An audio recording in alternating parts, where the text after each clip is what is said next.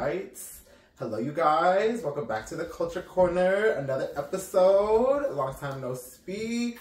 We are with a former co-host who, you know, had to go do her nursing stuff. Had to go MIA. Had to do avatar things for a minute. Here's Kiana. Welcome back. Welcome back. For the occasion, I decided to get us a little something special. I'm not gonna say the name because I'm gonna need these people to sponsor me, but y'all no free promo over here. Shoot. So we got ourselves some nice champagne. Champagne for the girlies. I've never opened a champagne bottle, so. Turn here. Oh my gosh. Okay, thank you. Okay. Take it away. Of course, I'm the classy one here. Girl, I mean, you've had champagne more than me. Shoot. Give me 1 second, y'all. I'm actually gonna turn on the AC.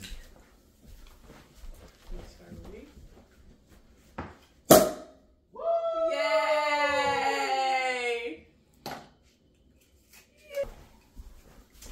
Oh shit! Oh my gosh! I'm fucking sick. Oh bitch. wow! I'm absolutely sick. Sorry. You know that was an $80 bottle? 80? Yeah, girl. When I tell you champagne, it's champagne. Not that sparkling shit, bitch. Why are you drinking? Okay. We drinking the good shit. Yeah, girl. Oh my god. Yeah. I miss you, bitch. Yeah. I miss you, bitch. Clink, No clink to problem. that hoe. Clink, clink to that. Come on. Bam.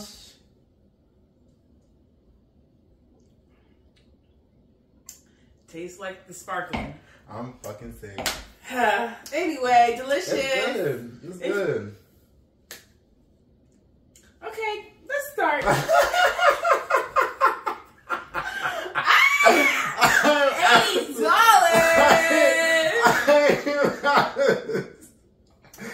I'm absolutely sick, girl. Yeah, girl, that's from France.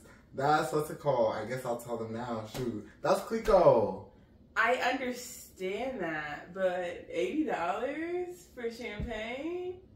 If you want the good stuff, girl. Yeah. I'm not to that level yet. Like, this is the glad tip of the you're highlight. here. I mean, we have the lower end if you want it, if you feel more comfortable. I know. I suggested this. $14, everyone. Girl, that shit was 20. Fuck you, B. Oh, really? Huh. Yesterday's price is not today's price, babes. Well, I'm glad they're moving on up. Shoot. They're black owned, so love it. Per period. Okay, so let's warm up. Let's play a little game. You want to play a little game? Yes. I want to play a little game. Let's play Would You Rather.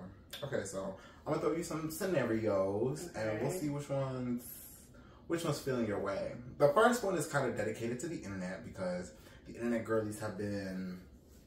It's kind of been something that's been on the TikTok and the Instagrams and whatnot. Mm-hmm. So, would you rather face a hungry bear or a hungry shark? But the catch is, with the hungry bear, you have a broken leg, but with the shark, you have a broken arm. Okay. Bear, I have a broken leg. Yep, and it's a brown bear, not a black bear. Okay, and shark, I have a broken arm. Yeah. And I'm bleeding out. I'm bleeding? I guess so. Like a bone is poking out. Is poking out, so there's definitely blood. I think I'm dead no matter what. But drowning sounds terrible. Right. And I think the shark would take me under and like I would suffocate via drowning. So I think... You don't think it's gonna like rip out all your organs with that one bite? No. Wait, how did I get the broken arm and the broken leg? Girl, it's a would you rather situation. Okay, sorry. I just wanted to know if the shark did it or did I just like plop into this alternative universe and this have the is just broken the arm? scenario. Okay. Dang, I'm really dead either way. But it's like the bear, I can't even... I think... You know what? Do I have the other part? Oh, no, it's just broken. Yeah. It's not all the way off. I think bear. Really? I think bear. Because suffocate, like drowning is really scary to me. And I think he would take me underneath the water. Because we're like in the middle of the ocean. But what do you think the bear's going to do to you? He's gonna tear me apart limb by limb. They're out saying I'm done either way. Like, oh my god. I don't know. I think you're right, that might be more painful. I think I might take my chances with the shark just because there is a chance that they might just miss me. Where the brown bear, girl, it's over. Like if they want you, they gonna get you. Have you seen Finding Nemo? Yeah, but in the blood. Okay. When they smell blood, it's just like fish are not friends anymore. Okay. They go crazy. Okay. You're what bleeding. About a There's fucking no bear? chances. The bear, you could scare a bear. Sometimes bears mind their business. Girl, not the brown bears. Sometimes bears on your ass. I've seen them. They will swim. They will climb.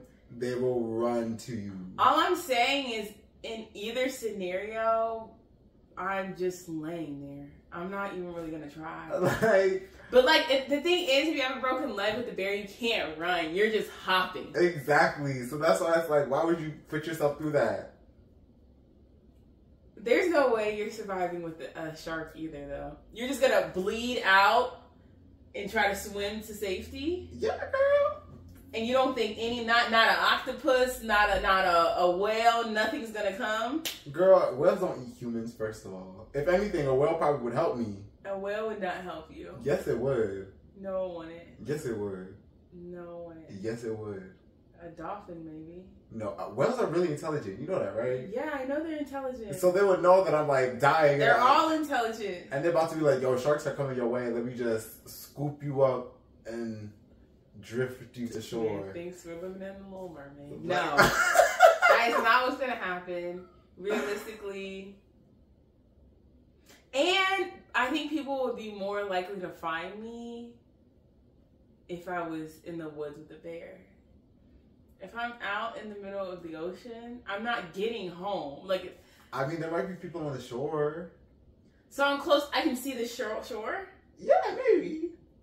Yeah. Okay, I can see the shore. Okay.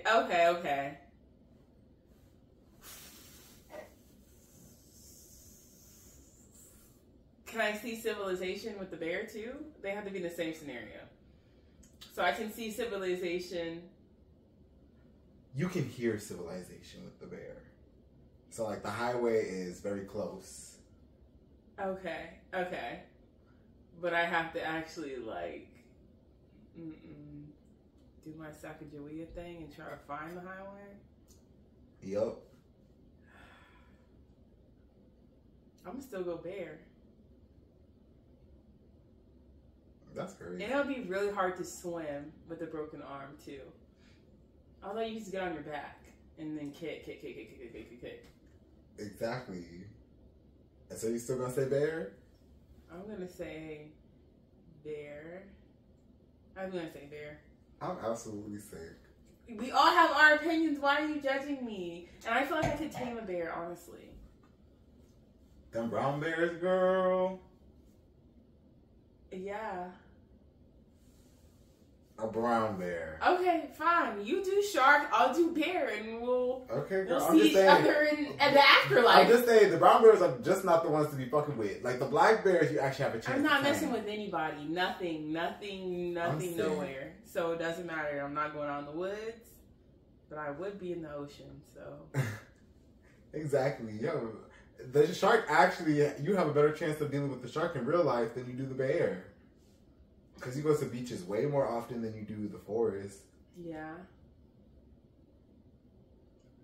Okay. I don't know why I mentioned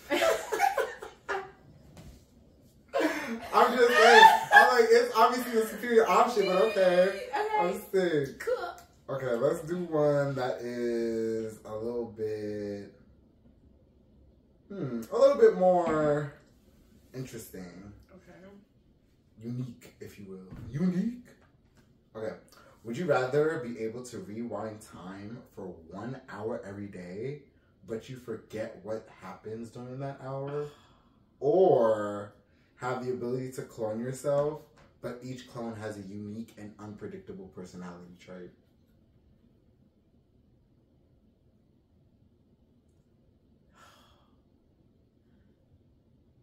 Dang. So I could rewind time, but I forget, so it's kind of pointless in a way. And only for an hour, but clone me could get me in a lot of trouble. She could get me locked up. Yeah, girl. Especially you crazy already. Because imagine you like evil crazy.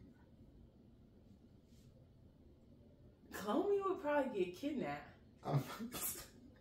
Because me almost gets kidnapped. Abducted. I'm sorry. I'm too old to get kidnapped. Oh my gosh. Can I have a third option? No. Oh, okay, sorry. Like, would you rather? Like, what are the others? Okay. Or would you rather die? No, I don't want to die. Dang. Very hard, right? Unpredictable. So it could be something good. Yeah, girl. I mean, yeah, girl, they could be better than you. They could be better. Evil. Or they could be lazier. Or they could be dumber. They could be smarter.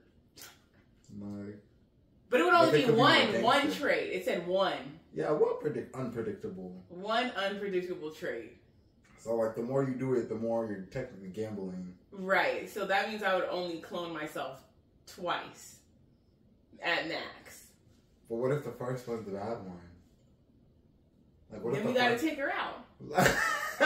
We can kill her? I guess. Girl, it's your clone. Okay. That's what I'm doing. I don't want to kill nobody, though. Come on, girl. You gotta figure it out. Like, you know, I'm cloning her and taking my chances. And if her trait is bad, then I'm just gonna try to talk her out of it. Girl, I'm just gonna wish for the best because I don't think there's no point in me rewinding time and like then forgetting what I did. I mean, you never know. Although, wait, so I can rewind the time, right? Rewind the time for an hour, make money, but just forget that I made the money, but the money's still mine. Right? No, because you rewind time, so that's like a reset. It could work. So think about it like this. What if you were, like, say, got into an accident and you're paralyzed from the waist down? You could rewind time and have a chance not to get into the accident. It's just that you forgot that you're in an accident. Like... So how am I supposed to learn from my mistakes? I don't know. Just be one of those girls who do something different sometimes. Like, you know, you could just... I'm doing the clone. She could at least make me some money. I mean, yeah, but she could also get you arrested. She could get herself arrested. Not me. She's a clone of you. Yeah. So technically she's you. Yeah, so she can get herself arrested. Which means you'll get arrested. All both of us? Yeah. No, that's not how that works. Yeah. If a twin does a crime, the one twin goes... This ain't twinage, babes. This is a clonery. Okay, no. Why would I, if it's my clone and she did the crime, why the freak... What that have to do with me? Because it's your clone. Like, it's like one of those things where they go back to you after they... What's it called? After they do their time in the world. So she's not just out? Like, so she'll pop out of you and then she'll go back in. What now? Whenever she wants to? Yup. What now? This sounds like multi-personality disorder. And I don't know if I'm messing with that. So... I'm absolutely sick. What do you mean she can pop back into me? Once she's cloned, she's cloned. Also, she could, shit. Her negative trait could be running off. And I never see her again. Exactly. I'm going to do the clone. How about you? I was thinking about doing the clone, but, I mean, honestly, I might just do the clone. Because, like, the going back in time shit does seem like it could help with some stuff. But not as much as the clone thing. And girl, yeah. I'm willing to kill a hoe. So, like, if I'm out of hand, we'll just hit that bitch with a frying pan and we'll just call it a day. Yeah. Or just lock her up in the basement or something. And then all my other clones can do stuff. So I could have like girl, I could have like an editor clone. I could have like a clone. So you taking a chance multiple times. Yup. And then we're gonna have like a one man band. And when they get out of line, it's gonna be a one man band up in here. And then when shit goes down south, we're all gonna have victories, obviously, because we're all the same person. So it's just gonna be like, what's it called? Just like Friday. No, not Friday. Scary movie. When he's like slice, kill everybody. You crazy. Okay. Girl, I mean. Go ahead then. That sounds I need multiple me's to do this. Like, could you imagine if there was like me behind the camera? Me like I with understand the audio. that, but his trait could be breaking cameras. Yeah, and then we'll kill him. Oops. Yeah, after you have 5 cameras broken. We're obviously gonna know that it's him. First one. Okay. First time is gonna be like, do that again and you're gonna die. No shade, real shit. He do it again because he can't control it. And then he does it again. Oops. Okay. Next one. Go again. Start all over. Okay, fair. Okay. Let's see. Ooh, do you want to do a sad one? Or do you want to do a goofy one? I'm going to do a little sad. Oh, okay. Would you rather be abandoned by everyone you love and live alone for the rest of your life? Or be constantly surrounded by people who make you feel lonely and misunderstood? Oh, God. In a room full of people but still feel alone. Ooh.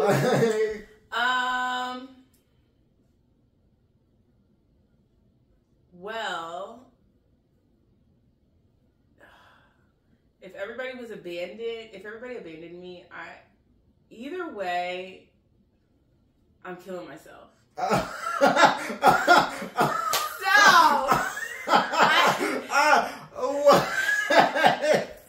I said, like, this is not. I always tell people, like, if there's a zombie apocalypse and like all my family, all my friends die, I'm not like Will I Am, G.I. Joe. I'm not trying to slay the zombies. I'm slaying myself. I'm pretty Because, like, sick, what's girl. the point?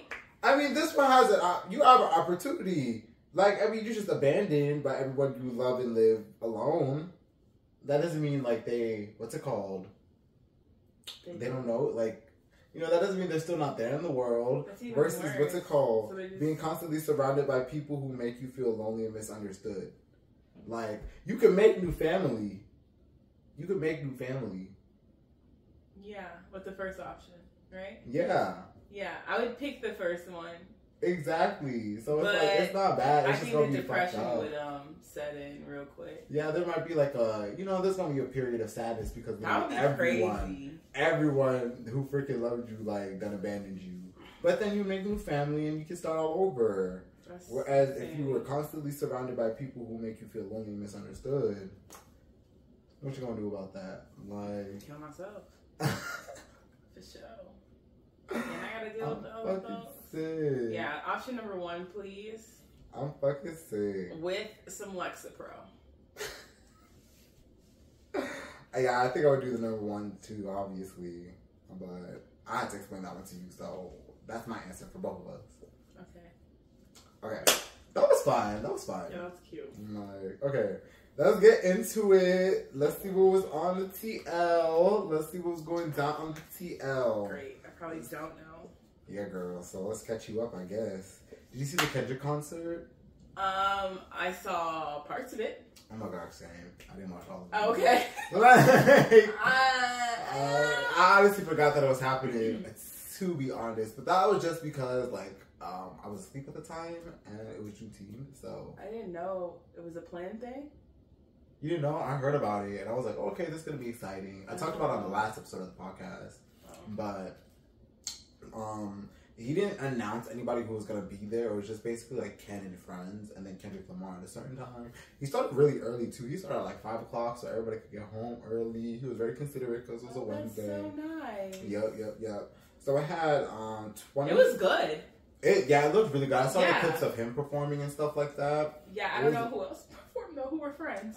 What's it called? So, DJ Head and Mustard were the opening act, and there was over 25 West Coast artists who performed, including Ty Dolla $ign, Dom Kennedy, Steve Lacy, Tyler the Creator, Roddy Ricch, YG, who Drake shouted out on his song, but was at the Kendrick concert.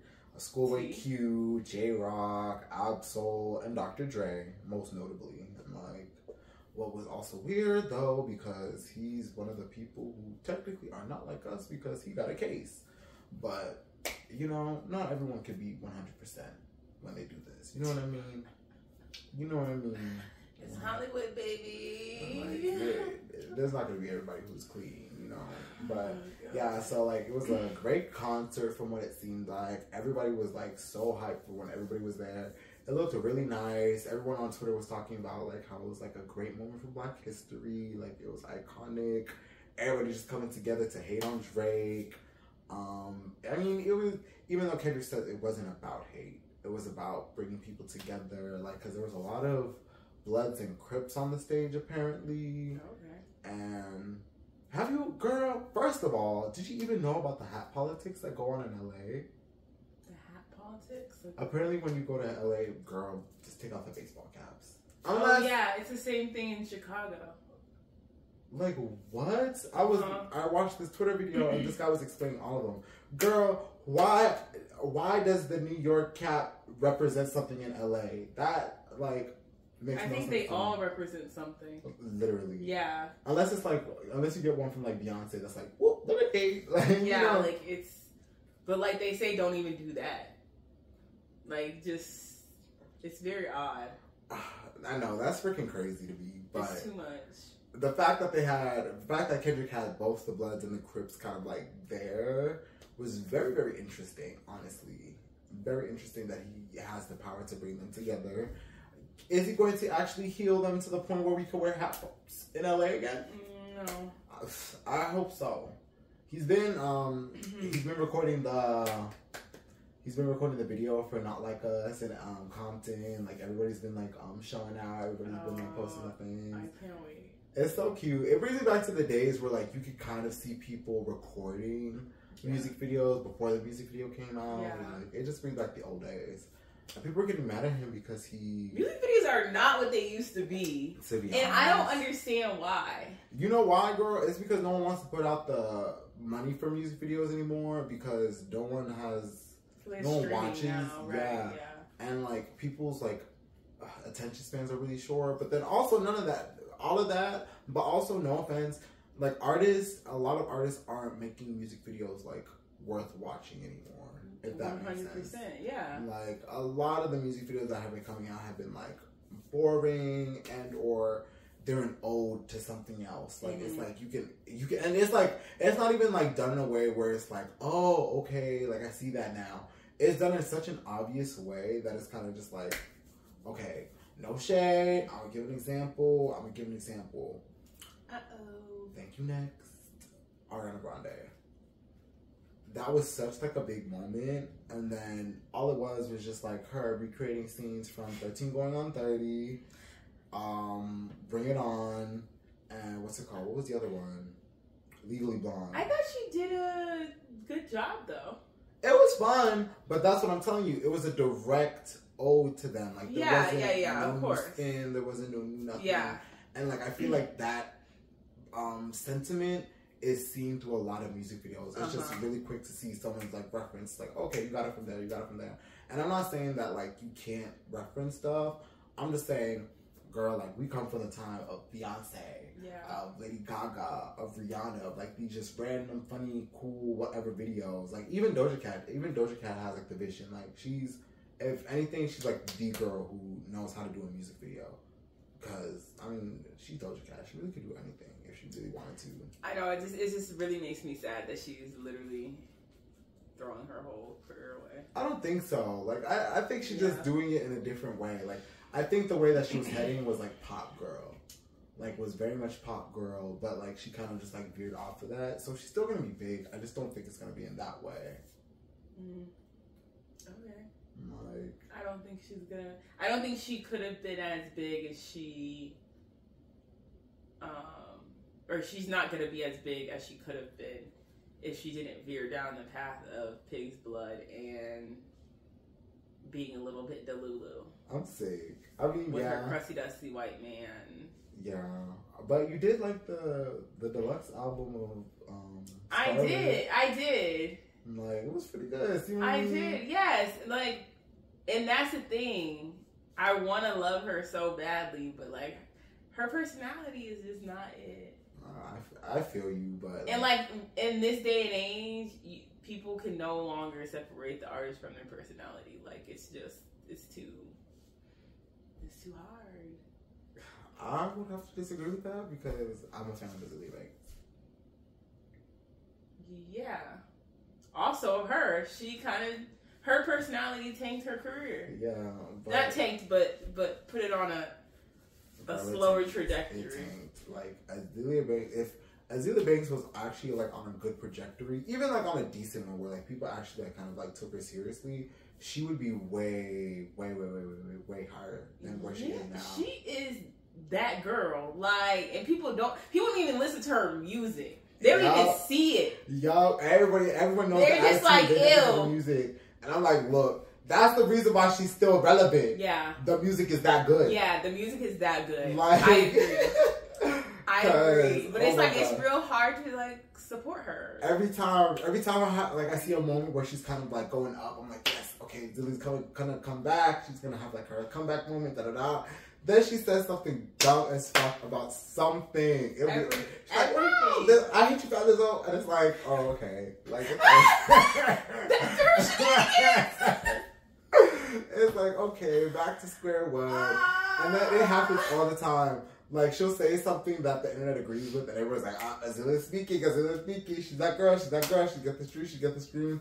Then she says something that everyone hates, and then everybody's like, I don't know why we still like her. Like, da-da-da, this, that, and the third. It's like, come on, y'all. Y'all know this is the cycle. She's a Gemini. But she is holding in there, though. And I'm proud of her. She did not completely get canceled. And she honestly, she almost did, and then she recovered. Because she is that good. Yeah. And you know what else? I'm going to be honest. Hot take.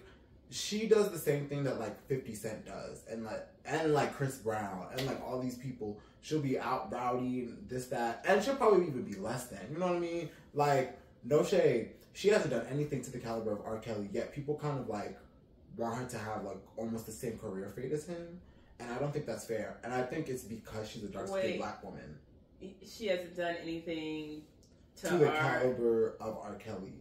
Like, she hasn't pissed on little girls and started. From that aspect, I thought you meant like musical. No, wise. I'm talking about like like nasty, like, dirty human beings. Yes. Yeah, like everyone say that she's like a dark, like one of the worst human beings in the world. I'm like, I don't know. Like, out of all the stuff that she's done compared to like some of the things that guys have done in this industry, I would rather deal with Azealia Banks. Like, no shade. Would you rather deal with someone calling you a tar baby, or would you rather get peed on? Yeah, it's more of what she says and like at least less of what she does, which I guess is better. Yeah, and I mean, it is better. It's like it's a toxic mouth, but girl, just filter out what you don't want to hear. Like, yeah, it's bad though. Something's wrong with her brain. Unfortunately, it gets really creative and really dark all at the same time. But it's crazy. They say geniuses are nuts. And you hear her music, girl. You hear the music. But yeah, that's all who was there. It was. Sorry. Hey, Kedrick. No, it's fine. It's fine. That's what the whole podcast is for. But yeah, the whole Juneteenth concert happened. It was West Coast. It was Bloods and Crips on stage. It was a very unifying concert. Very fun. I don't know. Like, I feel like everyone thinks that Kendrick is kind of taking it a little too far because he's like not milking it, but I don't think so. I think Drake did the same thing to Meek. I think Drake, I made a whole music video for his one of his disses. I think Kendrick is just not doing his turn. Yeah, I would not consider this milking it. I think this is marketing. This is the game. And people love it. I know. And he's doing his thing. Like, did you see the doing clip? Something good. Did you see the clip where they show the wop wop wop wop wop? Oh yeah, it was like everyone was like, "Oh, Beyonce probably sent him flowers for that one." And I was like, "Yeah, no. I mean, what else were you gonna do for that part?" Like, I'm just thinking about it. I'm like, you could not be stagnant in that part. Yeah. Like, as a creative director, or like a video director, you could not have just been like, all right, camera one, hold steady on, wop, wop, wop, wop, wop. Like, come on. It has to happen. But it was just so nice kind of seeing all the black people come together on Juneteenth and like kind of celebrate it. Did you hear about the girl? There were some Mexicans. There was one Mexican dude who also performed. I think his name was OGZ. And there was like this podcast or whatever who were talking about it. They were like, oh, there was not a lot of Mexican representation there that night. Meanwhile, they didn't even know what Juneteenth was. They thought it was a massacre. Wait, people on the podcast? Yeah. They were Hispanic, obviously. And they were just like, oh, you know, we went through some stuff too. So it's like, not trying to make it a race thing, but it's like... I really think your answer would be like answered or your question would be answered if you Google what Juneteenth was. Yeah, I'm like, okay, so we about to talk about this on the podcast and you didn't even look it up? You don't even have respect enough I'm over here to look it up? I'm over here thinking, I'm like, yo, you gotta be prepared for these podcasts and these people shoot you up. And meanwhile, these people are just airplane moaning it. Like, what? I was like, how can you really even say that? Like, why would you even think that it was a plausible thing to say? Like, especially when you don't know it. That's the thing. When you're speaking out of ignorance, like, it makes no sense to try to say some things that you don't know. Like, just saying, like, oh, I think it was just a massacre. Make sure, because, especially with black people, you know these be touchy situations. Because now look at you. Yeah. Got egg on your face on the whole timeline. That's... like... It was very... I need people to educate themselves. There's so many people who don't know what Juneteenth is, why it's a holiday, why it should be celebrated. Yeah. And like, honestly, if you're not black, you're lucky that you even get it off. I know. Okay, just be glad, like, research it, say, yay, I get the day off, and move on. Girl, you know white people, they're not gonna do that shit. That's crazy. This is crazy. But then they want to be represented in a hip hop situation, like lame. But yeah, so good up on Kedrick for that one. Yeah. Very beautiful thing to see. Can't wait to see the video. That's gonna be good. Well, better. To be honest though, like, no shade, it's a hip hop video. I don't expect it to be anything like groundbreaking. It's gonna be fun. It's gonna be cool. It's gonna look nice, but I think it could be groundbreaking. It won't be aesthetically top notch though. Yeah, it's gonna be a moment. Yeah, but like what I'm saying, I think it's gonna tell a beautiful story, hopefully. And how are you gonna tell a beautiful story about a song about pointing out that guy's a pedophile? I think there's a lot of things that could be pointed. I think that the song could. I think the images that it's gonna show is gonna be nice because it's gonna show Compton. It's gonna show the people. It's gonna show his community. Like I think the song can represent multiple things, and I think he could not make it all about calling out a guy about being a pedophile. No shade. From what I saw in the videos, it kind of looks like he's just dancing around with the block. Like, it's giving Jennifer from the block tease. Like, it's giving, I'm still Kenny for the block. Okay, fine. I was trying to give him a little, because he's normally it's still gonna be good, but I mean, it's just not like he'll just have other videos that are just like more music videos. Yeah, like, but yeah. Speaking of other releases, have you heard the Boy Is Mine remix? With Brandy, Monica, and Ariana? Actually, I probably have. But you know I have like a pre-made playlist, so. Girl, sorry. Listen to some new stuff. It does play new stuff. Oh, do you use a smart shuffle? Yeah. Oh my gosh. I don't like the smart shuffle sometimes. Okay, I'm gonna listen to it though. Oh my gosh. That sounds iconic. It was, I don't know, like. I haven't heard about it though, so that doesn't sound very iconic. The bridge was really good. The bridge was really good that they added because it was like a new bridge and stuff like that. But like, I just don't know. Like, The Boy Is Mine doesn't give me like the same theme as the original. The Boy Is Mine. So that's why I'm kind of just like. You're saying the remix doesn't give you the same? No, so like the whole Boy Is Mine by Ariana. Oh, okay. It doesn't give me like the same theme as The Boy Is Mine, like by Brandy and Monica. So like when they kind of try to mash it together, I was kind of like, but you know, they made it work. They were harmonizing like nobody's business. Like Brandy was throwing in some harmonies, Monica was throwing in some harmonies, Ariana was throwing in some harmonies. It was really good. They should, yeah. It was really good, and apparently Ariana helped heal Monica and Brandy's relationship some way. Like, Monica was like, she helped us, like, learn that we have to keep other people out of our relationship and, like, let it just be us, da da da. I know. Beautiful. Like, the power of Ariana. This is such a healing album, I guess. Eternal Sunshine. Did you ever listen to it? Yeah. No, but I'm not a very big Ari fan, so. Why not? I don't know, like, I think her voice is beautiful, but I don't really like the lyrics of her songs. I don't really like what most of her songs are about. You know, hurting the soul. Like, they're cute. Oh, I mean, yeah. And they get annoying after a while.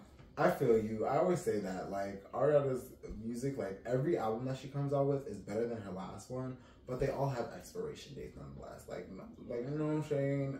I love Positions, but I don't listen to Positions as much anymore. Same thing with Thank You Next. I love Thank You Next, but I don't listen to Thank You Next anymore. Same thing with Sweetener. I used to love Sweetener, but I don't listen to Sweetener as much anymore. There's like 1, 2, 3 songs out of all those albums that I'll probably stick with. But like as the album as a whole, I probably don't go to it as much anymore. Yeah, I don't know. Just cute though. Wish her the best. Like, but I don't know. Like I enjoy. Like that's the thing. Like you have to listen to Ariana's album when it's fresh. You know, like you have to experience her live. She's a very much live person. You know what I mean? I feel it. Maybe I'll listen to it. I mean, I will listen to the remix. I'm sick. For sure, because that does seem great. No. And I know the harmonization was off the charts. So. It was alright. See? Dad, this does not make me want to listen to any Ari. Listen, I'm not saying like it was gonna like... I'm just saying in terms of like their potential and like what they used to give and like what they could give, like what we got wasn't that bad. Like that's all I'm saying. Okay. Like Max Slayage was there. Cuntiness was at a 9, not a 10. 9's pretty high. What are you saying? 10. Yes, but 9's pretty high. You can't go. I'll just say it's like I'll say 6, for me it's easy 5. To get 10s. For me, like musically, it's easy to get 10s when you hit your marks. Like so it was just a little off. So that's why. And dot their eyes. Okay. Yeah, and so you know what I mean. Have you heard Normani's album? Since we're speaking about all these releases. No. You haven't heard Dopamine? I have not, probably. Did you hear Candy Paint? Should you make it tick? Oh, yes.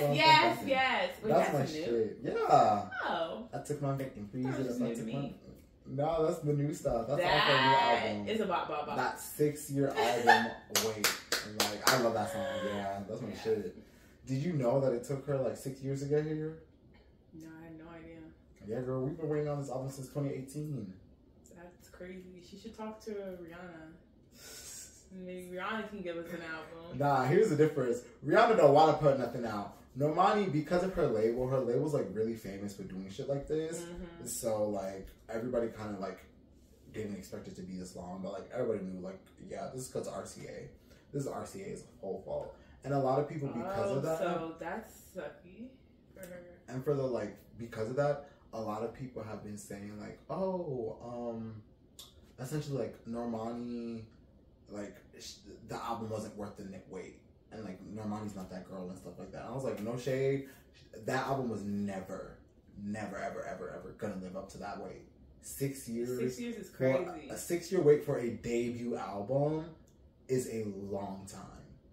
Very long time, and this is her debut album. So I didn't know that. That's terrible. Yeah. Why would her label do that to her? Because that's ultimately losing them money. Like, yeah, and then not only that, they had so much hype when Motivation came out. Like, that was when like everybody was pointed at Normani. Yeah. Everybody wanted to see Normani when Motivation came out. I was so excited for Nobody to come out when Motivation came out. Like year after year after year, she would drop a little side here, she would drop a little side here. Yeah. And it really wasn't anything until now. We have Dopamine, and everyone's kind of just like, it's an alright album. And I'm just like, yeah, no shade. Like, it should have been out by now. Like, this should have been more her sophomore album, if anything. But because she's the RCA, at least 3 years ago. You know what I mean? So that's like, crazy. It kind of sucks for her. She's in a that's exactly how Rihanna's gonna be. That's why she ever put it on no album, because whatever she puts out isn't gonna live up to what 10 years, whatever. I think it could. I don't think so. I think it could because I think she needs to go on tour singing the old bops, and I would go. I'm sick. I mean, everyone would go. Exactly. But I think with Rihanna, she would make good music because, like, I mean, Rihanna never makes bad music, first of all.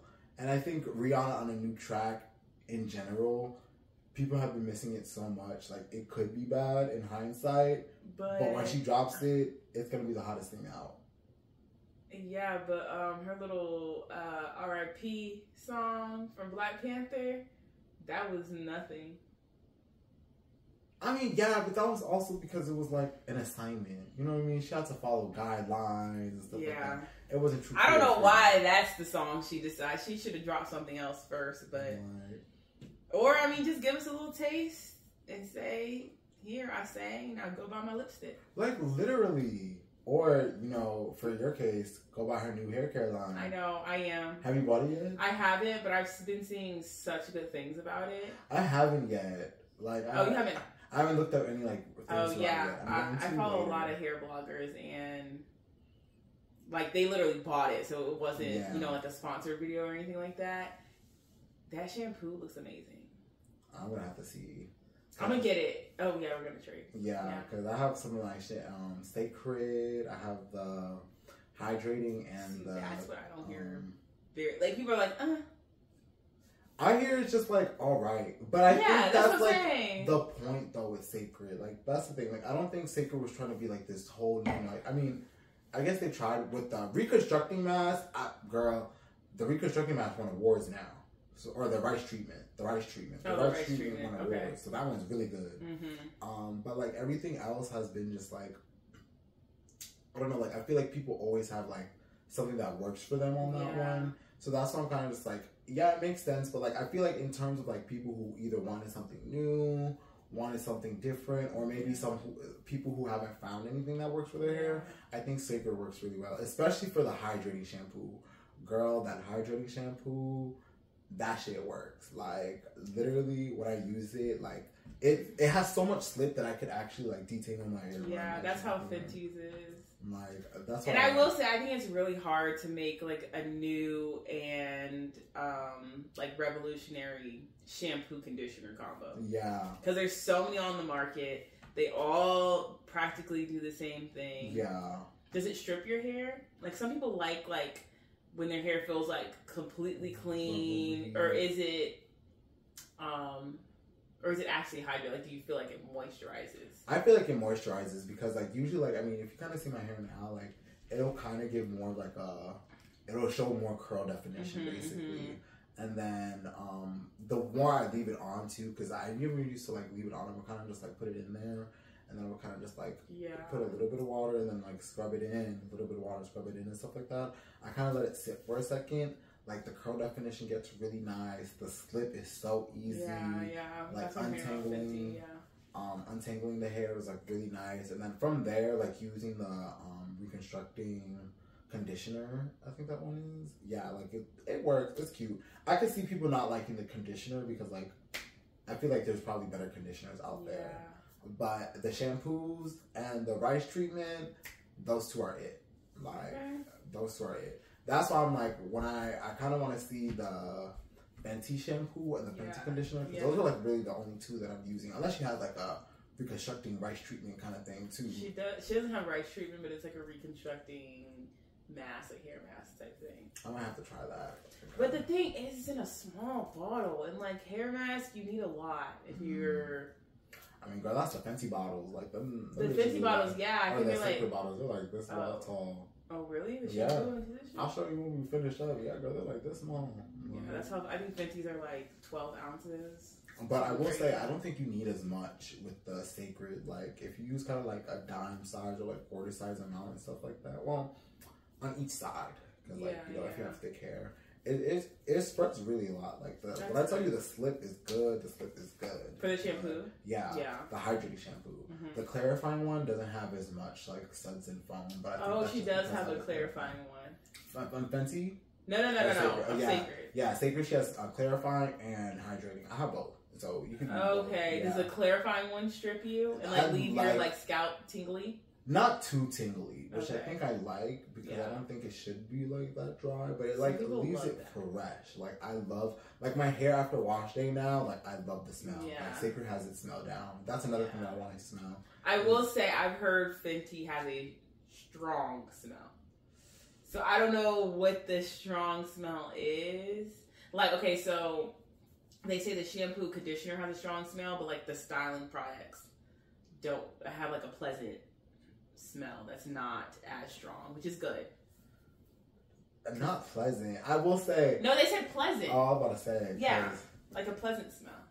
I wonder. Ooh, that makes me wonder now, because like I've always heard good things about the Cécred smell. Like everyone says like it's very spa-like, very earth tone. So I kind of want to hear it because like. Rihanna was kind of raving about working on the smell real hard. And I heard it's strong. But, like, some people don't like strong smells. Yeah. Especially on the top of your head. And I think the fragrance, even if it's good. People don't like fragrance on their head. Yeah, like even if it's, like, a good smell, it's like, this is exhausting. I'm sorry for smelling this all the time. Like, so, I don't know. Like, we'll see. When are you going to buy it, girl? Shoot, let me know. Because I want to get into that. Like... Did people actually get theirs yet? Like, actual, like, citizens? Because I want to see if there's, like, YouTube videos. Oh, okay. I'm going to look it up because I really want to see it. And the bottles look so cute. Actual citizens. That's, like, I mean, yeah. You know, not just the YouTubers. Because I feel like the YouTubers are going to get there real quick. But, like, I want to see if, like, actual citizens use it and, like, how they like it. Because, like, how we kind of use it is probably going to be different. Especially, like, the people who don't know what they're doing with their hair. No shame, no tea. If it does something with their hair, like, you know it's going to be cute. Yeah. But I'm excited about that. Okay, that's it for the TL. Yay. Let's get into it. This is a new segment that I want to call Get Into It. And this is where we're going to start talking about having deep conversations. Just having heart to hearts. I mean, we kind of already did that. We opened up. We talked about stuff. Let's get into, like, the meat of the conversation.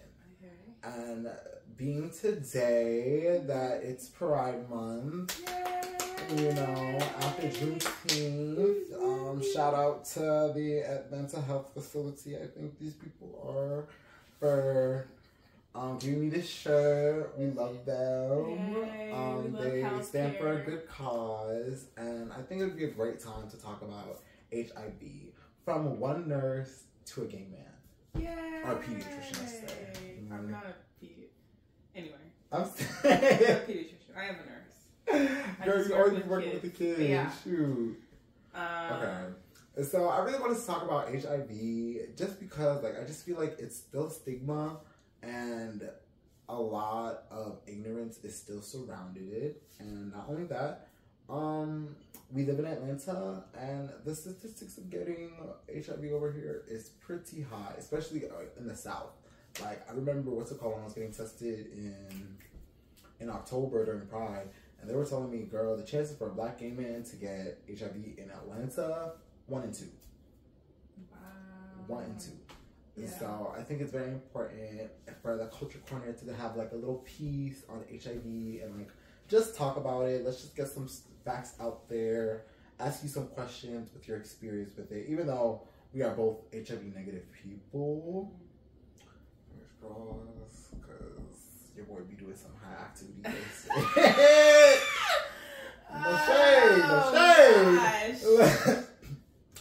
No shade. Lecture you later. I'm saying. But yeah, let's get into it. So, like, first, let's get into, like, stigma reduction.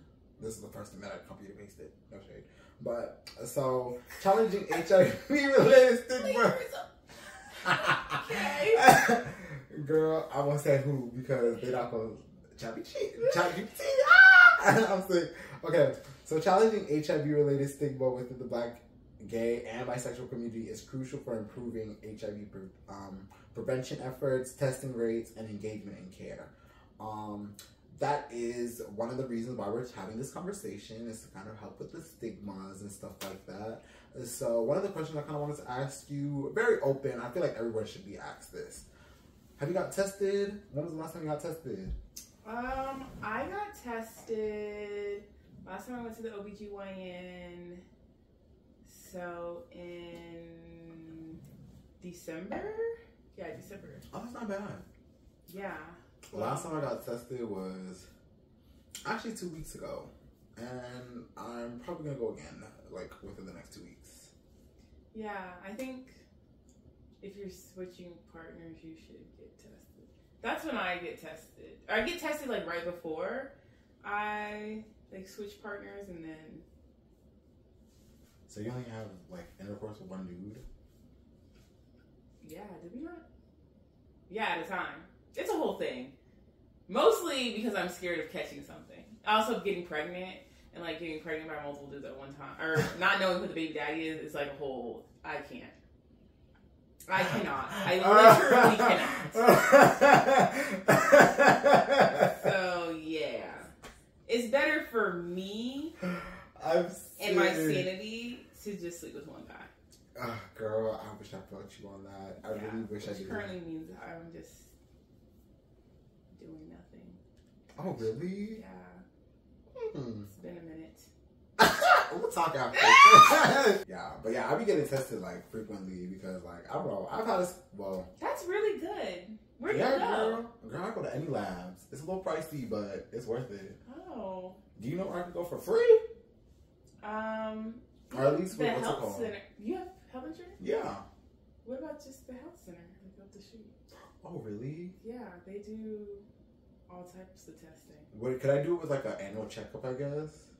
Or yeah, if you like have just kind of get it all in one. Like a PCP. Yeah. Like with your primary care. Yeah. Yeah. Oh. Girl, wait, at the health center? Or are you saying you have a primary care doctor? No, I'm talking about like. They don't do like adult checkups there. I don't think so. You would have to like find a primary care physician in your facility or in your network, and then, or you could just go and get tested.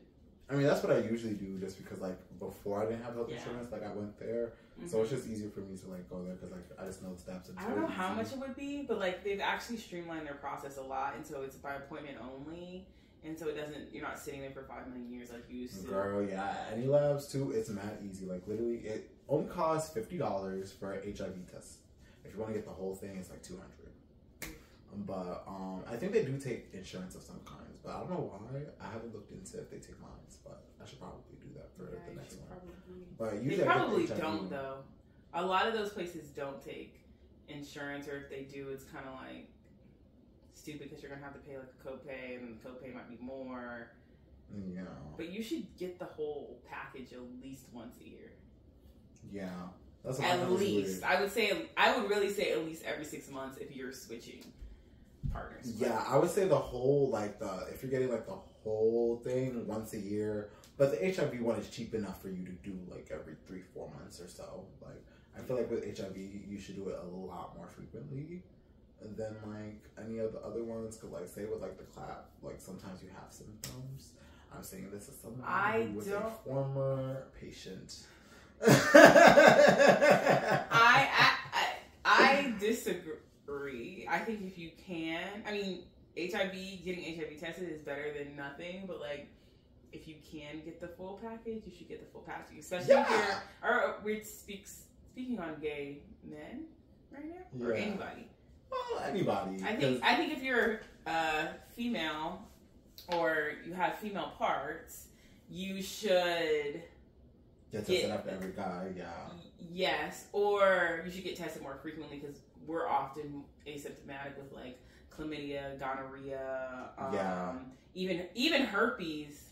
Yeah, y'all should really get tested for herpes anybody because it's dormant. So sometimes you don't show symptoms for 3-4 months, but yeah, that's one of the reasons why I want to get it too. Because I'm just like, I don't know. But like, I've never had any like outbreaks for herpes, but like, I don't know, like that one just scares me because it's like it stays there, so it's dormant, so it's like it's not curable like the rest of them. You know what I mean? There's also a new fungal STD coming out. They're out now. Oh girl. Yeah, what? it's not it's resistant to like obviously any antibiotics. Can't take antivirals. You have to get a specific. Ooh, child. Yeah, so it's STDs are very serious, and not enough people take it seriously. And I think we really need to start like. Yeah, there was one dude like on Sniffies, girl. I asked him. I mean, he was younger than me, so I really should have put him on game. But like, I at the time just could not be bothered, and so I wasn't bothered. He literally was like, I was like, oh, do you get tested? And he's like, no, but I don't really be like doing stuff with people like that. I left him my bread. Because I was like, I mean, that's not okay still. Like, you know what I mean? It only takes one time. Yeah. Like, for me, watching Pose, like, ooh, I think that's the one reason why I haven't really finished watching Pose. Oh. Anytime I watch Pose, I would be like, yep, I have HIV.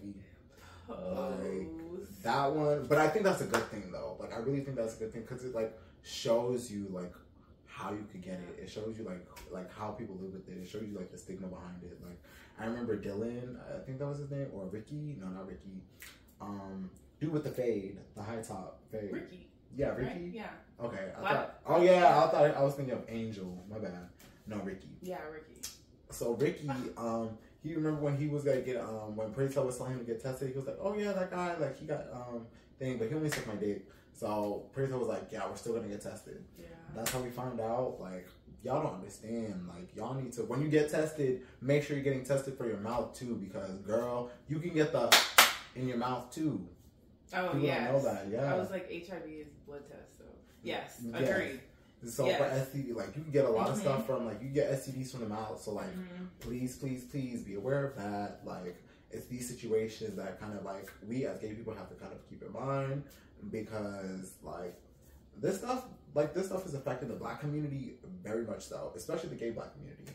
But okay, especially, and I mean it's affecting straight folks also. Yep. Like actually, right now, heterosexual people have a higher HIV rate than LGBTQ plus. Yeah, we have now surpassed. Yeah, it's a whole thing. If you want to get into it later, not during Pride Month, we can. But yeah, the house is burning on the heterosexuals now. Definitely, mainly because all the treatments are for gay men. Not gay men, men, right? Like men, period. Cis men, or not cis men, men and trans women, I should say. Yeah. So, like now all these, and you see all the commercials, all the HIV commercials are targeted towards LGBTQ plus community, as it should have been and should be, because it's still like this whole stigma, right? But now it's like heterosexual people are ignorant. Now too. Yeah, they're very ignorant now, and now they're just like, oh, this is a gay disease. That's what they still believe. And because they've kind of like geared it towards gay people, or straight people aren't looking at it probably because it's like they don't think it's for them. And then not only that, you have that, girl, we have that intersecting culture. The DL culture is the connecting culture. The DL gay and bisexual guys who like have wives and kids and everything.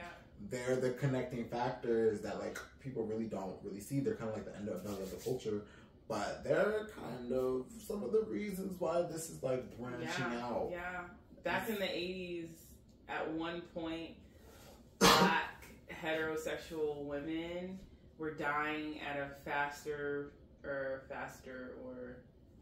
a larger rate than gay men for that reason, because and like people don't talk about it.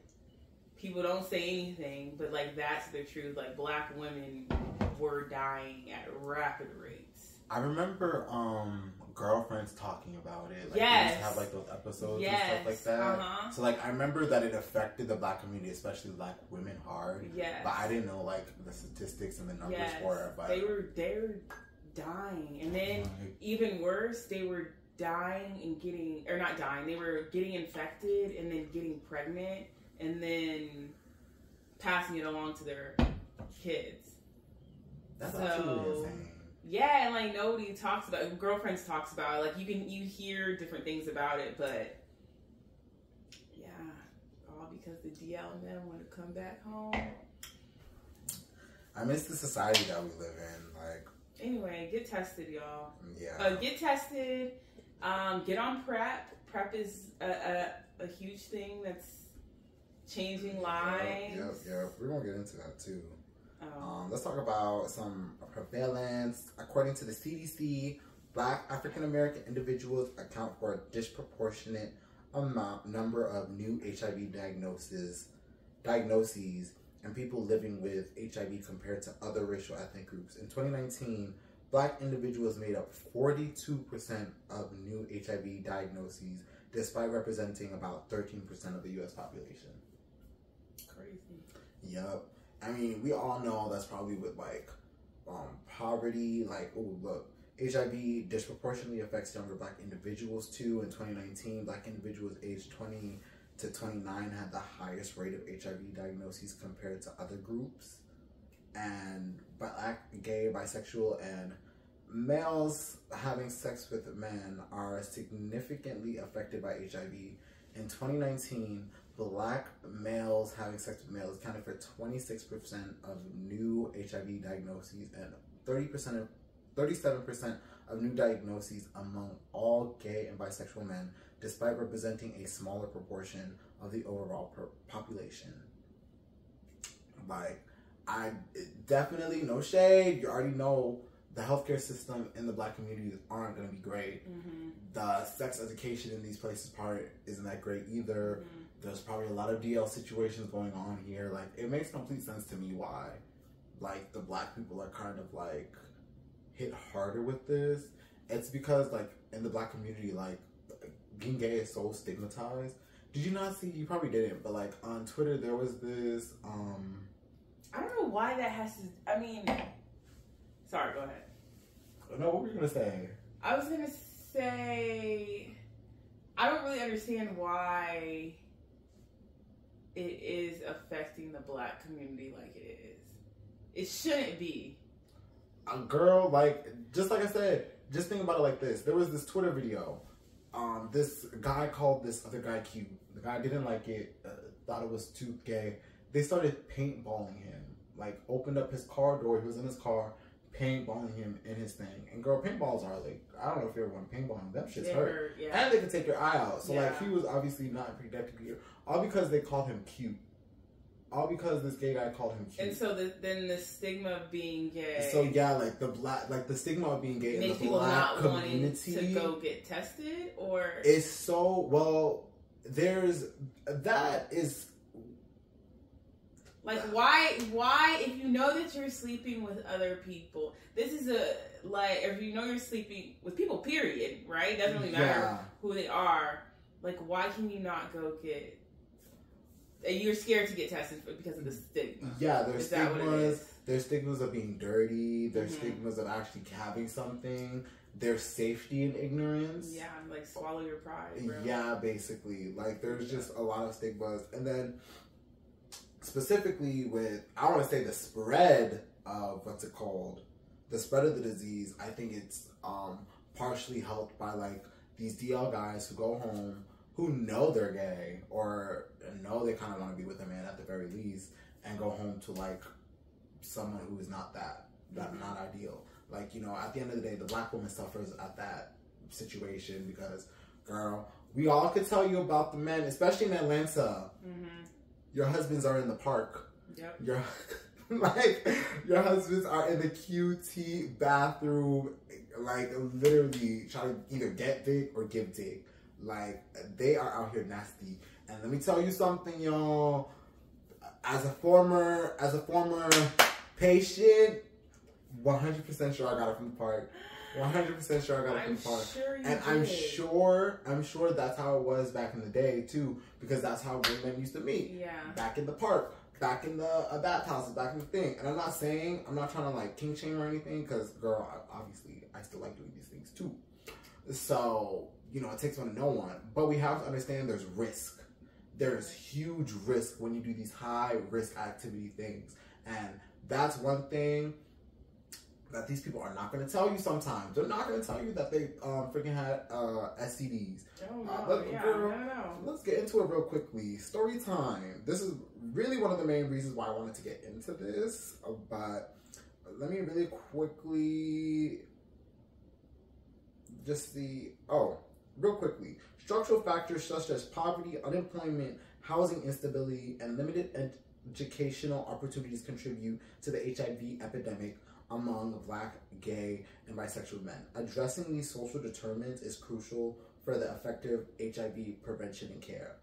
So there's just a lot of things that we have to understand when we do this stuff, and I think our experiences with it too, like on a personal basis, might help. Even if we're negative, I think we all have stories with like HIV situations. So like, I wanted to ask you, like, did you ever have an HIV scare before? No. Really? No. I understand for you, because like you're very like thinking about that and stuff. Yeah, like that. I think I'm a little too paranoid that I feel you. I will catch something. Right. So, but I mean, actually, you know what?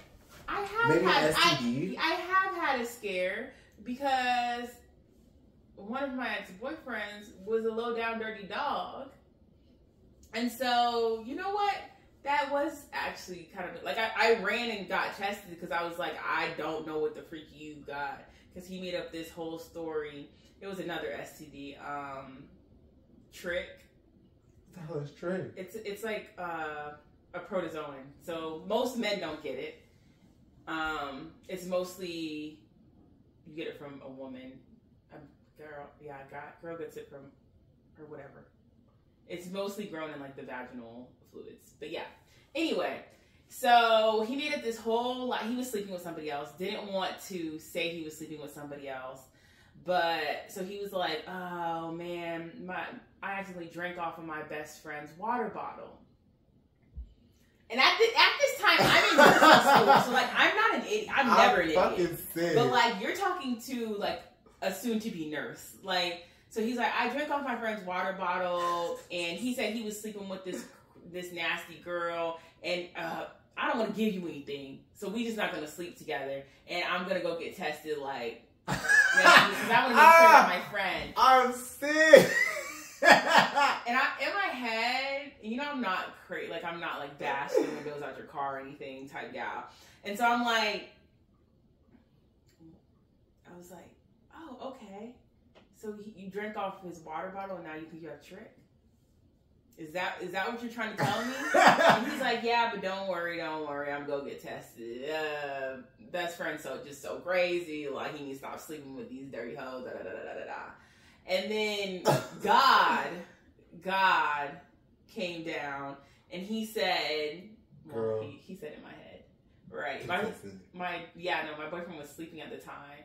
His phone was like going off, and it was like right next to me, and it's like this girl just like blowing up his phone, and I'm like, okay, this is even more confirmation, because I'm about to go get tested the next day, because I don't know what the freak you've been doing, whatever. I mean, luckily I didn't have anything, and neither did he, but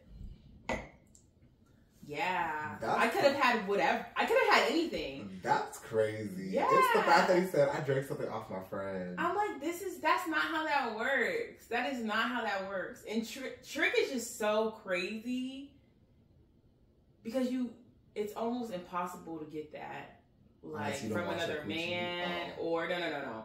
From another man, from saliva, like it's from a woman's vagina. Your penis had to be in her vagina.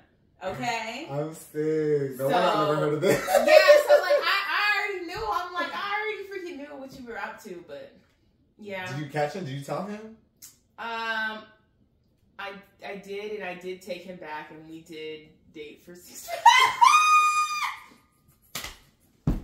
We did date for like 6 more months after that. I was stick beside him. Hey, everyone, I know you're surprised. He cheated again.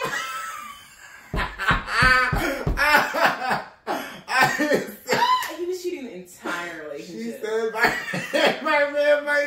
Yeah, my man. It's okay. We can fix this. No, we couldn't. Oh my. She said, we're still on the way to building that foundation. Building that house. Yeah, we're building a house on cracked, broken. Actually, no foundation. So the house was just sinking every single day. Yeah.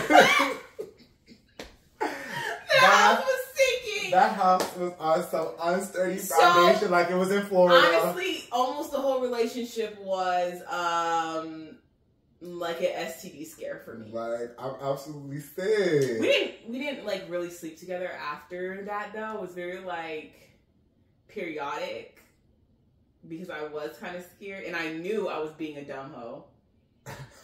So after that, it was kind of just like, it's okay, girl. I understand you. I understand you. It is what it is. Like, we live, we learn. Girl, then we date another cheater.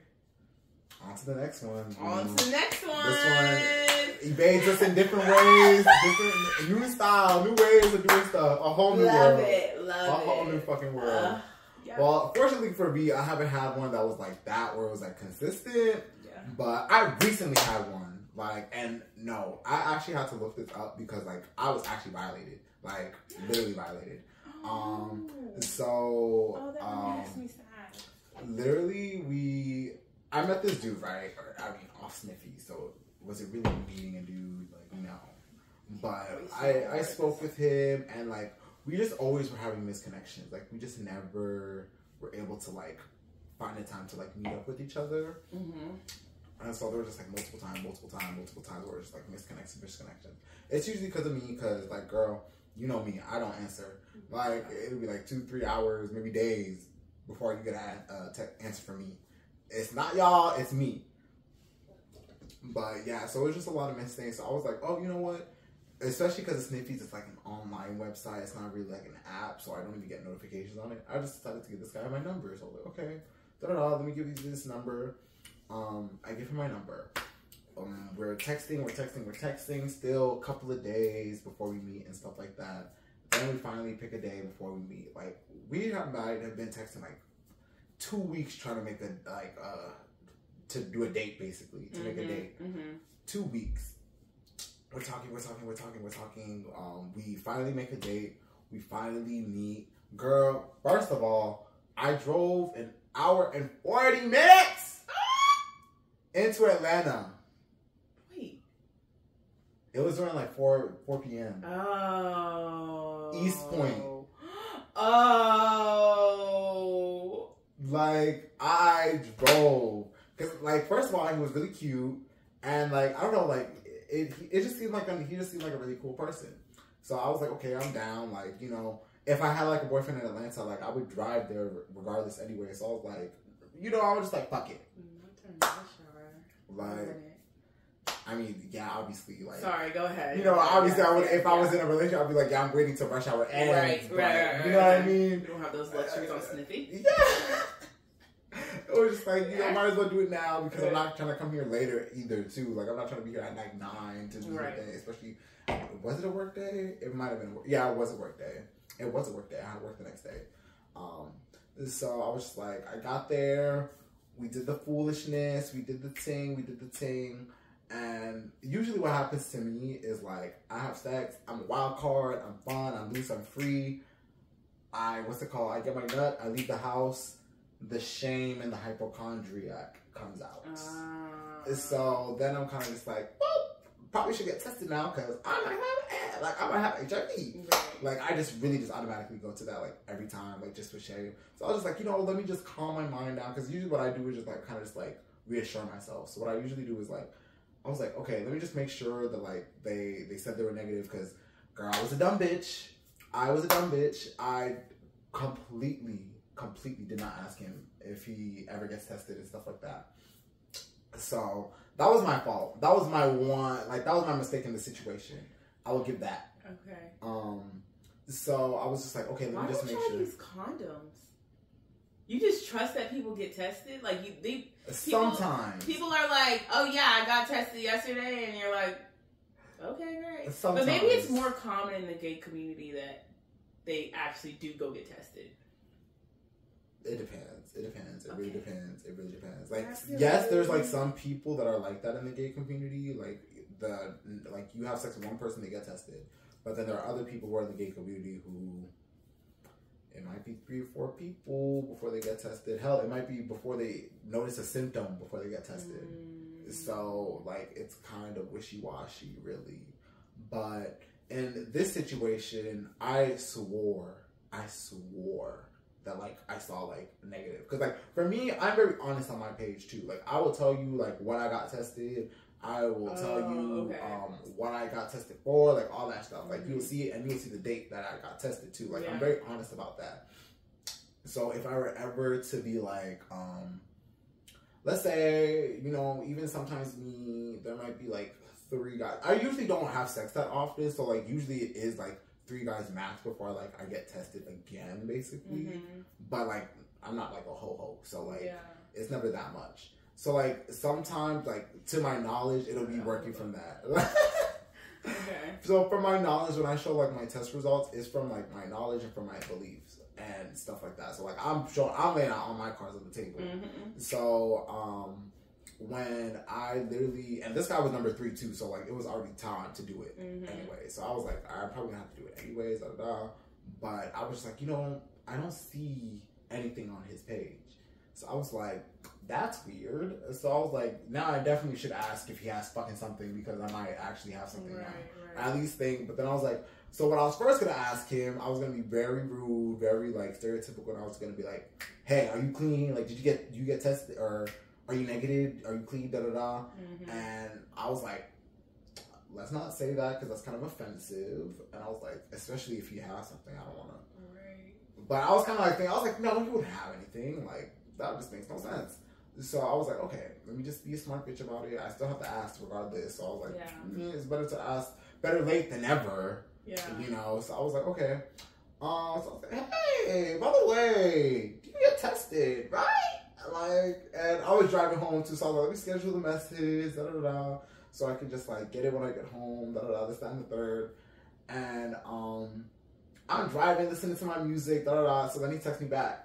I had my car, read it out loud, and he was like, yeah, I get tested regularly. I'm HIV positive, but I'm undetectable, and I'm like negative for everything else. And keep in mind, from this point before, I just want y'all to know, like, I never really had any experiences with like HIV positive men, and I didn't have any, what's it called? I didn't have like any stigmas against it too. Like, I was very much like willing to do so. I just wanted like, basically like a rundown, like from like a human experience with them and like how they deal with it, kind of like what I'm supposed to do with it, like so like information about it. Just raw dogs.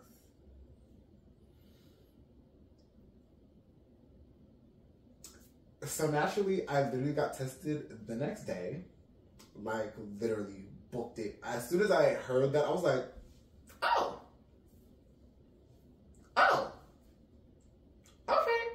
And like I didn't want to like freak out on like the text or anything, so I was like, "You're not telling me or anything?" Because like I didn't know what the fuck was happening before, like during this time. So I was kind of just like, "Okay, cool, me too." Like that's what I literally texted him, like, "Oh, same," or like, "I'm negative on everything too." And then literally, I don't even think I finished getting home. Like I was literally like driving on the highway, booking my STD. Because I was like, what the actual fuck? And I was kind of just like, I was like, this has to be a violation of some sort. Like, I just feel like, because like for me, like, especially because I know what everyone says, like being undetectable means untransmittable, which is true, which is very much true. But like, it's the principle for me. Like, I thought it was illegal to, But I don't know, like, undetectable versus detectable. No, like, I'm not sure. Bitch, undetectable does not mean negative. 100%. So is that the, like, I don't know if that's, I knew that was a law at one point, like, you had to disclose, and it still is. Yeah, I'm sure you looked it up. Yeah, it still is. Put him in jail. Yeah, so I was like, because I have to be like, that has to be some sort of violation, because like for me, it wasn't even like the moment or anything, because like he seemed like a really nice guy. Girl, like, got it in me. Yeah. That's crazy. Literally. And so I was like, and I was like, you know, because at first I was like, I was a dumb bitch. It was my fault because I didn't ask him at first. And like, you know, I was kind of doing like the whole victim, like blaming myself thing and stuff like that. And I will say, I will take some responsibility in it and say, yes, I was a dumb bitch because like, this is your health. So like, it really is your responsibility. At the same time, I will die on this hill. If someone disagrees with me, I don't care. If you are HIV positive, no matter what you are, undetectable or not, the only person you have to disclose it to is your sexual partner. Agreed. So I was like thinking about it. I was like, well, my cards were all laid out on the table. He knew everything about me. All his cards were laid on the table. Yeah. So when I made my decision, it wasn't like with all the cards on the table kind of decision. Information was withheld from me. So like it was a violation. So like, I was like so pissed and stuff like that. And like, I was like, ooh, should I be taking like PEP? Should I go to the emergency room? Like, you know about PEP, right? Yeah. If you don't know what PEP is basically just like, I don't know how to describe it exactly. It's like a post-exposure treatment for HIV. Yeah. So like if you slept with somebody who is HIV positive and you think you might have it, it's like a 28-day course of antivirals that you have to take. Yeah. Within the first 72 hours. Yes, yeah. It's like Plan B. Yeah. I guess gays don't know about Plan B. But it's the same thing. Yeah. It's like Plan B. So I was like wondering if I should take that, but I was like, I mean, he said he's undetectable, so like I have to take his word, like, you know, that he's undetectable. But then I got tested, and I was like, how fast does the results come back? Girl, I took that test on Thursday. They came back Friday. Okay. Which is like a godsend because those tests usually take like 3 days. Any lab, they usually take 3 days. So like, I don't know what it was, but like God sent that thing back to me. But I'm still scared, low key. Yeah. Just because like when I did it did it so early. So I was like, it might have been a low count. So which is why I'm getting the whole like, the full thing now, like within the next couple of weeks or so. So like that situation happened, and like it just feels fucked up for me, like, because I was like, there was just like this whole situation that I had like planned for these kind of moments. There was like, I at least wanted to maybe talk to him about it. Like, it wasn't even like the fact that like that happened. Mm-hmm. It's the fact that like I was kind of robbed of the experience that I thought I was gonna have with this. Mm-hmm. And so it was I was like, wow, you guys really don't, like, you guys really aren't disclosing y'all's information. That's honestly unacceptable. Like, I don't even know another word. That's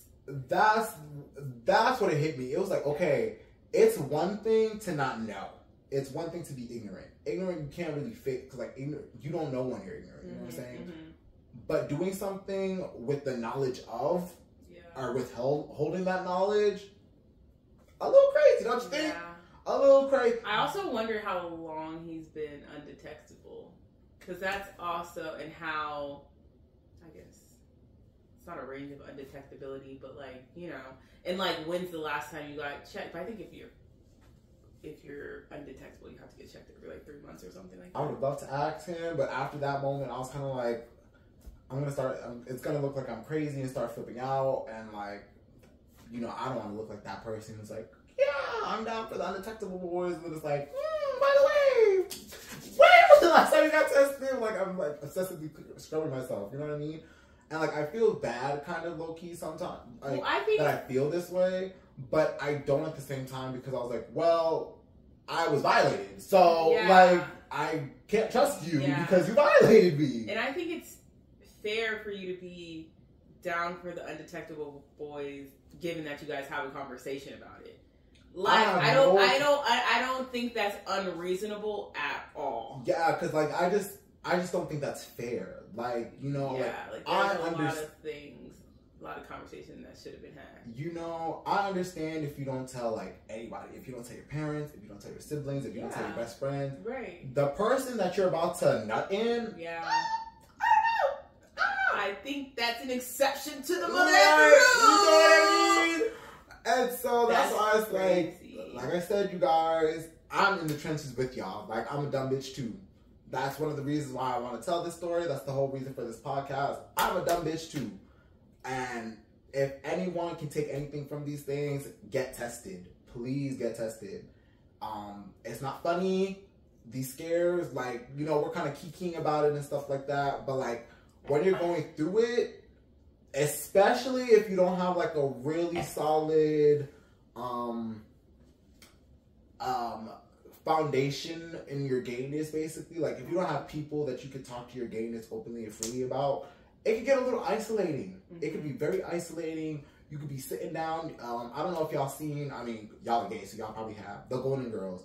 There's this episode of The Golden Girls, and it's called 72 Hours. And Rose... How do you know all your people are gay? All your viewers? We see each other. Okay. Know what I mean? Like, the gays are just gonna try. Gays. Like, I don't know, like, just through the topics that we talk about and stuff like that, the vibes. Well, we do know you guys are LGBTQ plus friendly. Yeah. If you aren't. I mean, if you're watching this podcast, there's a chance you watch The Golden Girls. I'm just gonna be honest. Yeah. But yeah, there's this episode called 72 Hours. Rose gets a blood transfusion. And in the blood transfusion, they find out that the blood might have had AIDS. And they basically take the test, but it's only going to take 72 hours to get there. And basically, like, it's just the whole episode is like Rose running up the wall trying to figure out like what she's going to do. She's blaming the world. Now, mind you, this is a straight old lady. So she's like, I'm not like one of those gay people, like, da-da-da, like this, that, and the third.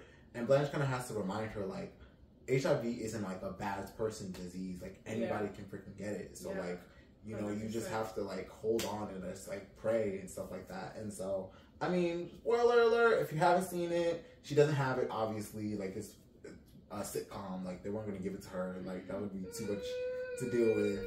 Sorry. But, you know what I mean? But like, that episode really does show you kind of like what it is like to like kind of have that worry on your shoulders. Yeah. It's heavy. It is very much heavy.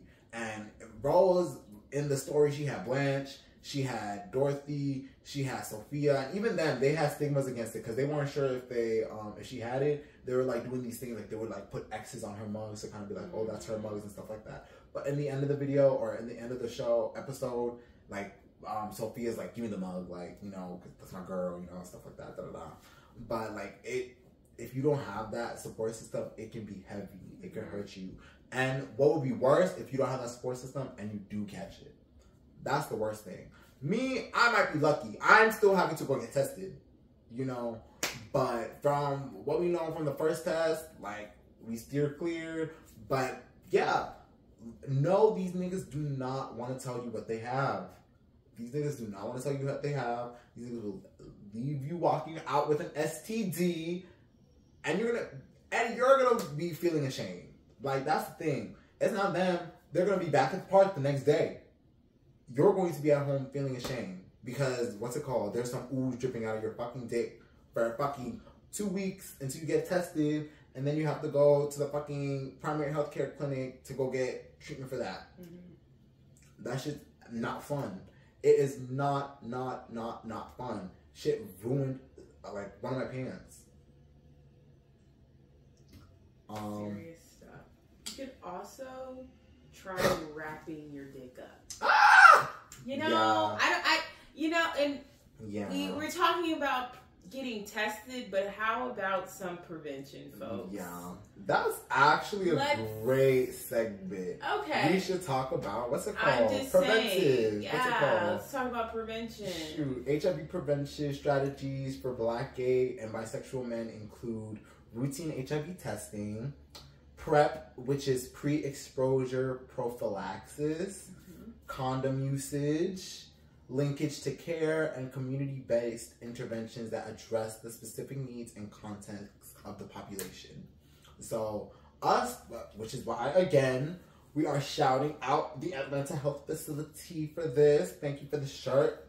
Got it for free last Pride. Coming back full circle. which is why we're giving them a shout out.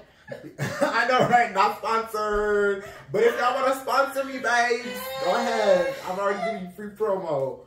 But yeah, it's very important that we know like where to get these information, where we can find this information. That's one thing that I love about Pride. I know Pride is a protest, Pride is a thing, but if anything, Pride is also like a communal post for us to find resources for things. Like, I love going to Pride and I love getting tested because baby, that's free and it's a minute. So you know, if you go to Pride and they have free testing, please take advantage of that. You don't waste no money, no time. Like, I mean, the only thing you might have to do is wait in a line, but it's free. It's worth it. Yeah, it's worth it. Knowing where you can get PrEP. After I get tested, I'm going to find where I can get PrEP. I'm looking into Hey Mister, but because I know that one's free, but I don't know like where anywhere else is that I can get it for the low because I've never heard of Hey Mister. It's like they usually sponsor or they usually show up on like the gay apps. It's basically just like a website where you can get like PrEP for free. Oh. Because girl, PrEP be a little expensive with the insurance. Yeah, even with the insurance. Yeah. Just a little bit. Like I think it's like $200 or so, maybe. I need to look into it like more and more. But Hey Mister has been like, it seems like it's easier access because like you can get all the information mailed to you. You send in your data stuff. Like they give you like swabs and stuff like that to get tested, and then they give you your stuff. So that's one thing that I'm looking into. But I also want to get into like actually finding like primary like a doctor so I can get like checked up and stuff like that. Preferably someone who's like gay friendly so I can actually talk about this stuff with them. Oh, 100%. That's like a necessity. Yeah, so I mean I probably can find one in Atlanta, like obviously, but that's you can find one in Gwinnett, I'm sure. Probably too, yeah. Yeah. And I'm pretty sure these people also have like the Atlanta Health Facility have resources in helping like find like healthcare like places near you guys or near the Atlanta area and stuff like that. So yes, you guys, let's take prevention in our hands. Let's get to know these stuff. Please make sure if you ever feel like you have had sex with an HIV positive person unprotectedly, and you might think there might have been a chance of exposure, please go to your nearest healthcare or emergency room. Are you asking? Yeah.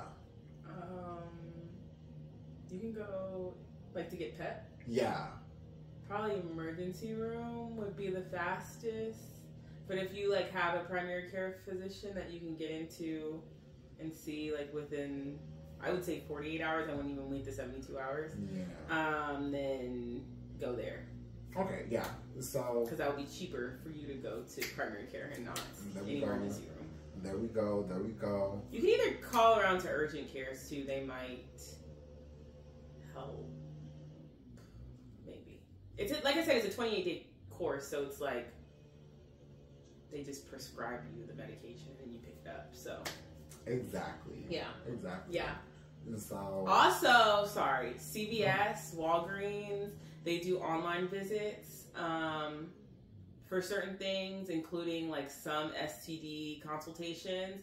And so it's $40 with my insurance for just like an online consultation. So you can also do that and tell them what's going on, and you can get same day appointment. They can guide you on what to do. They might even be able to write you the prescription. But you do have to get STD tested at the same time. So I don't know, but that's also a resource if you just want some quick advice on like what to do. Is a telehealth consultation. Period. See, these are all information that I feel like that we all should know. And wrap your willy. Like, what's up with like what is up, guys? You know this. I mean, I do get it. I was about to say. I'm sorry, I do get it, but I don't get it if I'm sleeping with multiple people. Yeah, I understand that. That's so scary to me. Because I'll never forget when you told me, if I can't trust you to put your dick in me without a condom, then you shouldn't be inside me anyway. Yeah, like that's period. In the story. Also, if I can't see you as the father of my children, then also, what are we doing? Like, your penis should be nowhere near me. That's just how I feel. Because anything can happen any day. Yeah. So I need you to either drive me to that abortion clinic, because now we got to go cross state lines for that. Or be down catching the baby. One of the two. Like, it's hard out here in America. Like, it's kind of dang. It's crazy. But prevention is key to anything in healthcare. Prevention, y'all. This is the key of this episode. Preventing y'all from making mistakes. Preventing y'all from being in the same situation that us. You know, preventing the mistakes of the gays of the past. You know, we have to learn from our ancestors somehow, some way. But and also, I do want to remind people that PrEP does not prevent against other STDs. So, like, there are other STDs out there, about like 100 and something.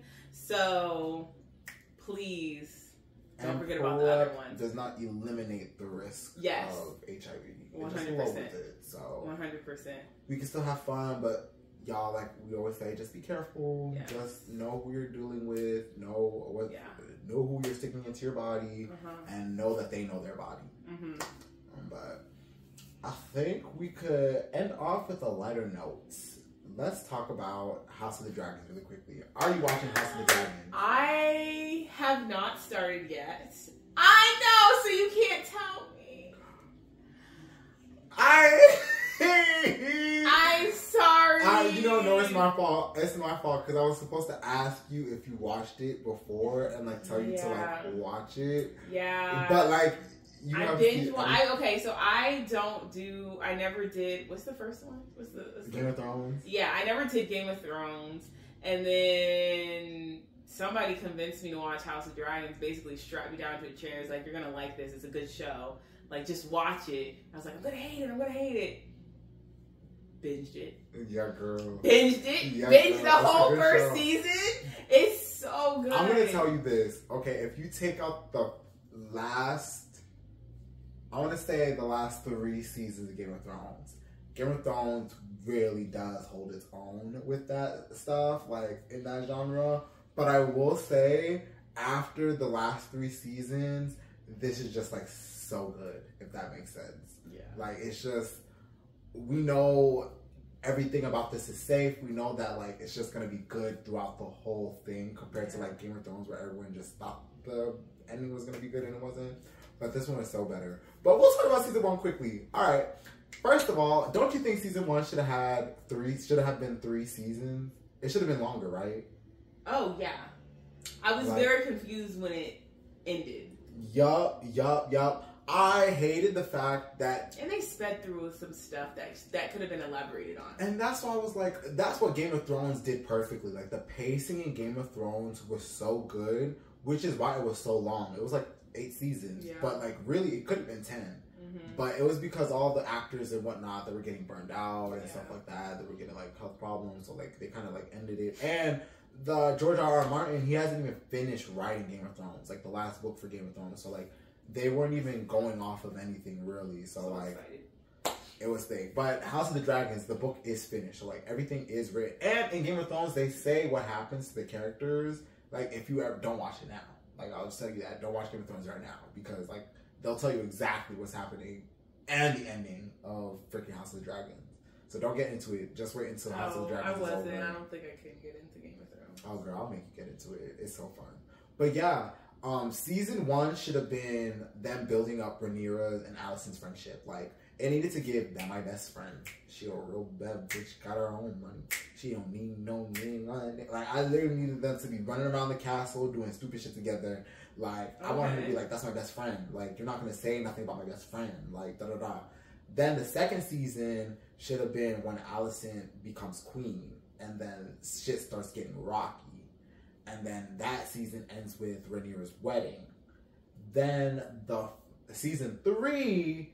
should have been, yes, girl, yes. Season 3 should have been when... But I agree, like, their childhood definitely should have been elaborated on. 2 seasons. Like, it should have been 2 seasons. That was very rushed. Very quick. You woke up and she's an adult. And then what pisses me off is, like, the characters in it. Like, say Alicent, she gives birth to all these kids. And, like, because they rush it, like we don't really. There's no character development. It's just like, oh, okay, these 3 kids are here now, and it's like, okay, these 3 kids are the main characters as well. Right. And I feel like they're more important to it because, like, if anything that this war shows, it shows like the impact of that happens on the kids and stuff like that. So it's very important, like, that we know all these kids and like who all these babies are. And I feel like they would have made us feel more for them had they been like, oh, okay, this person was born. Like, Lucerys was born now. Now Aegon's born. Now Rhaenyra's Aegon is born. One thing that they also did, in the beginning of the show, like, Rhaenyra didn't want to be a fucking mom. She was like, bitch, I'm not going to be killing out no babies. I'm going to be a king. Like, I'm going to be doing my shit. Like, real shit. Then all of a sudden they skipped to her being like a loving mother. And I'm like, okay, but where's the character development in that? They could have explored that, like, during those times and stuff like that. If they had the 3 seasons to kind of work and like they said, this was like a whole, like, the first season was a prologue. The first 3 seasons should have been the prologue. Then the end of season 3 is when all the shit happens with Lucerys and stuff like that. Like, it was too much going on in that season. Like, exactly. Like, first of all, you woke up and you're like, the next episode, totally 50 things happening. Yeah, I'm like, whoa. And that's like, let's give some context, folks. For me, that's how Game of Thrones felt. But the difference with Game of Thrones, like, they actually had like seasons for things to go on. Like, sometimes, like, someone might not, like, you would see someone in like season 1 and you would not hear about them again until season 3. And like, you just have to be able to kind of like remember like where all these places are moving and stuff like that. Like, it's a really moving functional wheel, which is why it was so good. Like, it was just so many parts all at once just working together. And House of Dragon has those elements. They just did it in a way that I think they were just trying to kind of rush it. But I think if people understood how much people wanted to see the story, they would have milked the first season. Especially what's her name? Baela, the black girl. Oh yeah. The black girl who everyone thought was cunt, and then they killed her the next episode. Yeah, no, that whole family dynamic in and of itself needed to be explored. Like, literally. That was a lot. Yeah, I was like, these blacks are crazy. Like, girl. They got a lot going on. Girl. You know what I think is funny? I love how they use the black people to kind of, like, show that this isn't her baby. Like, oh, this is a white baby. Like, that didn't came from no black man. Meanwhile, that's a light-skinned black man that's the father of the child. And that baby could very well look white. No shade. No shade. But, yeah, like, the first thing should just been longer. So let's just pretend these are his kids, okay? Okay. I know, right? Let's just pretend he's dead. Shoot. Yeah. And let's just pretend he's not gay. Bro, you need to watch the episode. Like, so much stuff has happened. All right. Just one episode, yes, right? Or one comes out today, right? Yup. And I'm going to go to my cousin to watch it tonight, too. Shoot. I will say, I'm going to give you one teeny spoiler. No, do not give me any spoiler. I'm going to watch it today. It's not even a spoiler. It's not even a spoiler. Don't do it. It's not even a spoiler. Don't do it. I will never come back here. It's not even a spoiler. It's not even a spoiler. Don't say anything. I'm going to say it because it's not even a spoiler. Don't say anything. Rhaenyra has one line in the fucking episode. And, like, it's just so hilarious. Like, she only has one line? No. Oh, there's one line that's like mic drop. No, it's not even a mic drop. Girl, that's what I'm saying. Literally, there's one line that she said. Like, it's not even a spoiler because you know everything. You know the context. She's like, I want Aemon Targaryen. Only thing she says the whole episode. They somehow, nobody listens. Like, nobody listens. That's all I'm going to tell you. Nobody listens. That's the only thing she said. And that's why everyone's like, it really is like, it's just crazy how like this war was started by like everyone but Alicent and Rhaenyra. Yeah. Because what's it called? If you think about it, when Aemon did the fucking thing, he didn't even know what he was doing. Vhagar took control. Vhagar was like, you know what? You know Vhagar the dragon, right? No. Vhagar is the name of the dragon. Oh, okay. So Aemon's dragon is the biggest one named Vhagar. Yes. So when he was going over to fly, Vhagar was just over here like, okay, bitch, we want to play, let's play. Aemon had no control over Vhagar when Vhagar did that. So, like, technically speaking, so Aemon didn't even, like, really do it on purpose. I mean, he was playing with his food, and then the dragon thought it was food, so then he ate. So, kind of, he was, but, like, it was because of fucking Aemon's bitch ass that Rhaenyra had felt something.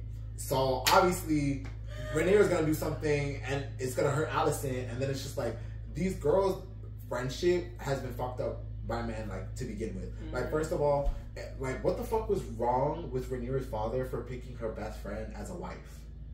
Yeah. Like, and not only that, what the fuck was with Alicent's fucking father pimping her out? What was that about? Go put your dead mama's dress on and go to the king. Get on your knees now. Give him this. Give him a little show. Give him a to wear. And work it. And like, it's just so fucking crazy. And like, Viserys just acted like nobody's having problems. Like, everybody's over here beefing under one household. And he's like, come on, can we all get along? Can we all get along? He was, like, that man was dusty. Dumb as shit. Like, he was a really good actor. Don't get me wrong. Good actor. But the man was dumb as shit.